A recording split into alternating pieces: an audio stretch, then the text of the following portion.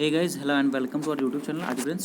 सो guys, आज के video में हम लोग जानने वाले हैं कि national institute of open schooling जो कि NIOS है, इससे जो आप लोगों के मतलब जो मैं आप लोगों को बताया था प्रीवियस वीडियो में कि ITI करने के बाद आप चाहें तो NIOS से 10th और 12th कर सकते हैं। ठीक है, तो उसी पे फर्दर आज अपडेट्स आप लोग को देने वाला हूँ कि फ़ीस वगैरह क्या रहने वाला है, अप्लाई कैसे कीजिएगा और इसका डेट्स वगैरह कब तक है अप्लाई करने का। इन्हीं चीज़ों पे हम लोग बात करते हैं आज के वीडियो में। तो national institute of open schooling के बारे में आप लोग को तो पता हो कि एक ऑटोनोमस इंस्टीट्यूट है जो कि ministry of education government of India के तहत ये आता है। ठीक है, अगर मान्यता की बात करेंगे तो ये बिल्कुल मान्यता इसका बिल्कुल सही है और जो है इसको आप लोग मतलब कर सकते हैं, कोई दिक्कत की बात नहीं है। एक दो बातें हैं जो कि आपको जाननी चाहिए, जैसे कि 8th क्लास करते हैं, 8th क्लास अगर कोई किए हुए हैं उसके बाद अगर ITI किए हैं, ठीक है, 8th क्लास देन ITI, जैसे कुछ ट्रेड्स होते हैं, वेल्डर वगैरह ट्रेड होते हैं जो कि आप 8th क्लास करने के बाद ITI कर सकते हैं।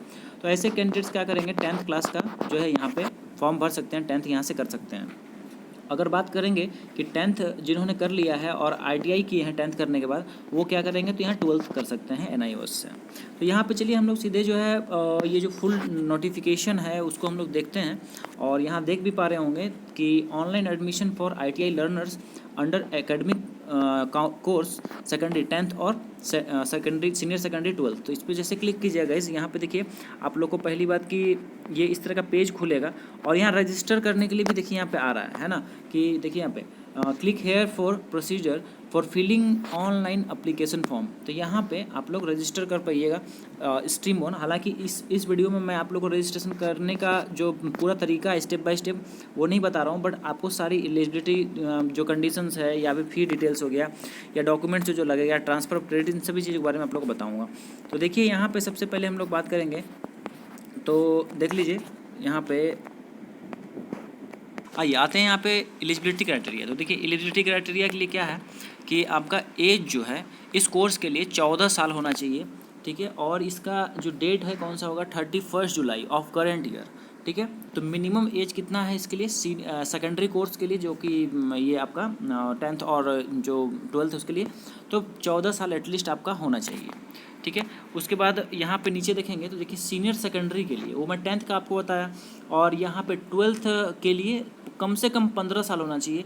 और ये जो है कब से काउंट होगा तो 31 जुलाई जो है करंट इस साल का। ठीक है, तो चलिए ये हो गया बात हमारा एलिजिबिलिटी क्राइटेरिया के लिए। और साथ ही साथ यहाँ पे देखेंगे हम लोग इंपॉर्टेंट डेट्स देख लेते हैं। तो देखिए यहाँ पे एकेडमिक सेशन देखिए 22-23 सेशन के लिए मैं आपको बता रहा हूँ। तो यहाँ पे ब्लॉक फॉर एडमिशन देखिए, ब्लॉक 2 ब्लॉक में यहाँ पे बेसिकली एडमिशन होता है, ब्लॉक 1 और ब्लॉक 2। तो ब्लॉक 1 जो होता है गाइज आप लोगों का देखिए यहाँ पे ये होता है अप्रैल मई का, ब्लॉक 1 हो गया। इसमें डेट्स देखेंगे हम लोग तो देखिए यहाँ पे 16 मार्च से 31 जुलाई तक का डेट है, 16 मार्च से 31 जुलाई। इसमें नॉर्मल फीस लगने वाला है, फीस भी हम लोग जस्ट देखेंगे अभी। और यहाँ पे नीचे देखते हैं तो देखिए examination in which the students can first time मतलब कि फर्स्ट टाइम देंगे। तो ये एग्ज़ाम कब होगा तो मई, अप्रैल और मई 2023 में, अगले साल अप्रैल और मई के मंथ में हो जाएगा। अगर किन्हीं का इस जुलाई तक में नहीं हो सकता हुआ अगर एडमिशन मतलब कि वो नहीं ले सके तो 1 अगस्त से 15 अगस्त के बीच भी वो एडमिशन ले सकते हैं, 200 रुपया फ़ाइन दे करके, लेट फ़ाइन। उसके बाद 16 अगस्त से लेकर के 31 अगस्त के बीच भी एडमिशन लिया जा सकता है, 400 रुपया लेट फ़ाइन दे करके। उसको 1 सितंबर से 15 सितंबर के बीच भी वो एडमिशन ले सकते हैं, 700 रुपया लेट फ़ाइन दे करके। समझ गए? तो अभी आप लोग को बिना मतलब कि फ़ाइन दिए 31 जुलाई तक आप इजीली इसका जो है रजिस्ट्रेशन कर सकते हैं। और इसका एग्जामिनेशन जो है आप लोग का अप्रैल मई 2023 में होगा। और फीस के बारे में हम लोग जस्ट बात करने वाले हैं। देखिए ब्लॉक 2 जो है अक्टूबर और नवंबर का ये हो गया। ठीक है, अक्टूबर और नवंबर जो कि एक तरह से कह सकते हैं कि एंड ऑफ द ईयर के टाइम में भी एक जो है ये रजिस्ट्रेशन होता है। तो देखिए यहाँ पे 16 सितंबर से लेकर 31 जनवरी के बीच जो है आप रजिस्ट्रेशन कर पाइएगा। और इसमें आपको नॉर्मल फीस लगने वाला है। और इसका एग्जामिनेशन कब होगा तो अब इसका एग्जामिनेशन होगा अगले साल अक्टूबर नवंबर 2023 में। ठीक है, यहाँ देख पा रहे होंगे। उसी तरह से लेट फ़ाइन के साथ 200 रुपये लेट फ़ाइन के साथ आपका 1 फरवरी से 15 फरवरी के बीच अगले साल का। उसके बाद फिर 16 फरवरी से 28 फरवरी 400 रुपया लेट फ़ाइन, 1 मार्च से लेकर के 15 मार्च तक 700 रुपया लेट फ़ाइन। 2023 की बात कर रहे हैं हम। ठीक है, चलिए ये समझ में आ गई आपको बातें, पूरी डिटेल्स। अब देखिए यहाँ पर हम लोग जाते हैं सीधे फ़ी डिटेल्स। तो देखिए यहाँ पर अलग अलग 3 कैटेगरी में है। जनरल हो गया, फिर जनरल कैटेगरी में आपका मेल फीमेल, और जो है यहाँ पे ये कैटेगरी जिसमें कि फ़ीस का थोड़ा सा कमी है, मतलब माफ़ किया गया है थोड़ा बहुत। तो देखिए यहाँ पे मेल कैंडिडेट्स जनरल के लिए देखिए कितना है, 1800 रुपया 5 सब्जेक्ट। आप लोग को पिछले जो मेरा मतलब वीडियो था उसमें आपको बताया था कि 3 जो है आप लोगों के ITI के पेपर रहेंगे, जिसमें कि आपका ट्रेड एंड प्रैक्टिकल रहेगा, ट्रेड थ्योरी एंड प्रैक्टिकल। दूसरा पेपर आपका रहता है ED का रहता है, इंजीनियरिंग ड्राइंग, और तीसरा रहता है WCS, workshop classes science. Okay, उसके बाद जो है आप लोग का चौथा पेपर जो होगा वो ग्रुप ए से लेना होगा, ग्रुप 1, ठीक है, ग्रुप ए जो कि आपका लिटरेचर पेपर हो सकता है, इंग्लिश हिंदी इन सब में से कुछ चूज करना होगा, और एक हो जाएगा आपका ग्रुप बी से आपको चूज करना होगा सब्जेक्ट, ठीक है। तो देखिए यहाँ पे टोटल 5 सब्जेक्ट आप लोग का होगा, इसमें से कि आप लोग को मेल वाले लड़कों को मतलब कि लड़कों को देना होगा 1800 रुपया, और जो लड़कियां हैं उनको देना पड़ेगा 1450 रुपया अगर रजिस्ट्रेशन करना चाहती हैं। तो ये 5 सब्जेक्ट के लिए हो गया। और for additional each subject, additional subjects के लिए एक पर सब्जेक्ट के लिए 720 रुपया ऐड कर दीजिए उसमें, ठीक है। ST SC वाले के लिए देखिए कितना है, 1200 रुपया उनको लगेगा, और PWD कैंडिडेट्स के लिए भी। आगे हम लोग बात करेंगे तो देखिए यहाँ पे सीनियर सेकेंडरी कोर्स मतलब कि 12th वालों के लिए, तो यहाँ पे लगेगा उनको जो है 2000 रुपये लगेगा, और फिर 1650 रुपया लड़कियों के लिए, और ST SC PWD वाले को 1300 रुपये लगेगा, ठीक है। चलिए अब यहाँ पे डिटेल्स में दिया है वो कि कहाँ कहाँ कितना पैसा लिया जा रहा है। तो रजिस्ट्रेशन फीस में 480 रुपया लगेगा, इसमें जो आपको कोर्स मटेरियल भी दे दिया जाएगा 360 रुपया का लगेगा, ठीक है। ये सभी इंक्लूडेड है उसी में, टोटल फीस जो था उसमें इंक्लूड सब कुछ रहेगा। चलिए अब यहाँ पे और हम लोग डॉक्यूमेंट्स रिक्वायर्ड में भी चेक कर लें।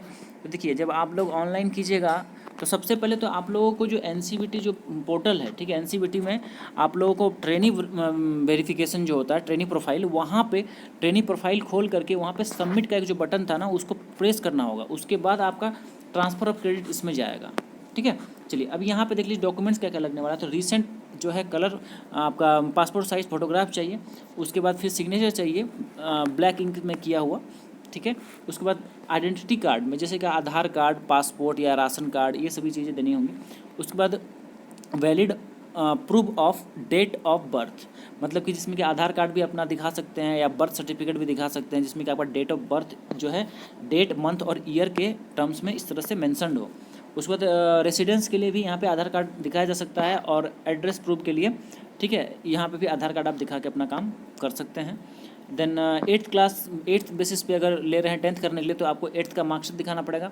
अगर 12th करना चाहते हैं तो 10th का आपको मार्कशीट दिखाना पड़ेगा, यहाँ पे देख पा रहे होंगे। तो कास्ट सर्टिफिकेट आपको दिखाना होगा ST SC OBC के लिए, ठीक है। वहाँ पे डिसेबिलिटी सर्टिफिकेट आपको प्रोड्यूस करना होगा अगर उस कैटेगरी में आप ले रहे हैं तब, क्योंकि उस कैटेगरी में ST SC OBC ST SC और जो आपका ये है डिसेबिलिटी सर्टिफिकेट है, उसमें आप लोगों का क्या था कि थोड़ा सा फीस कम पड़ेगा, है ना। हालांकि OBC वालों के लिए ऐसा कुछ नहीं है, OBC का जनरल कैटेगरी में ही काउंटिंग होगा।